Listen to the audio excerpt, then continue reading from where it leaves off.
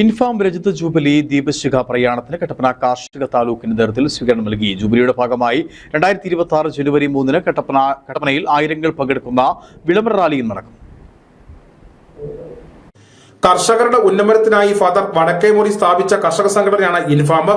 ഇന്ന് കേരളത്തിലും മറ്റ് സംസ്ഥാനങ്ങളിലുമായി ലക്ഷക്കണക്കിന് കർഷകരാണ് ജാതി മത വർഗ രാഷ്ട്രീയ വ്യത്യാസമില്ലാതെ ഇൻഫാമിൽ അംഗങ്ങളായിരിക്കുന്നത്. രജത ജൂബിലിയുടെ ഭാഗമായി കാഞ്ഞിരപ്പള്ളിയിൽ നിന്നും ആരംഭിച്ച ദീപശിഖ പ്രയാണത്തിനാണ് കട്ടപ്പനയിൽ സ്വീകരണം നൽകിയത്. 2026 ജനുവരി 3-ന് കട്ടപ്പനയിൽ ആയിരങ്ങൾ പങ്കെടുക്കുന്ന വിളംബര റാലി നടക്കും. തുടർന്ന് നടക്കുന്ന സമ്മേളനം പ്രതിപക്ഷ നേതാവ് വി ഡി സതീശൻ ഉദ്ഘാടനം ചെയ്യും. മന്ത്രി റോഷി അഗസ്റ്റിൻ, എം മണി MLA തുടങ്ങിയവർ സംസാരിക്കും. ഫെബ്രുവരി 1-ന് കാഞ്ഞിരപ്പള്ളി നടക്കുന്ന ജൂബിലി സമാപന സമ്മേളനം മുഖ്യമന്ത്രി പിണറായി വിജയൻ ഉദ്ഘാടനം ചെയ്യും.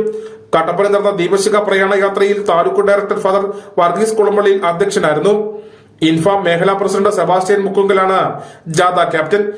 കാർഷിക ജില്ലാ joint director father Albin, high range മേഖലാ ഡയറക്ടർ ഫാദർ റോബിൻ പട്ടരുകാരായിൽ, കട്ടപ്പന ഗ്രാമസമിതി president PD Thomas, Mahila Samaj taluk president Jisbi Jobeesh, taluk secretary Sajan കല്ലുടുക്കാനിയിൽ തുടങ്ങിയവർ സംസാരിച്ചു. News bureau, Kattappana.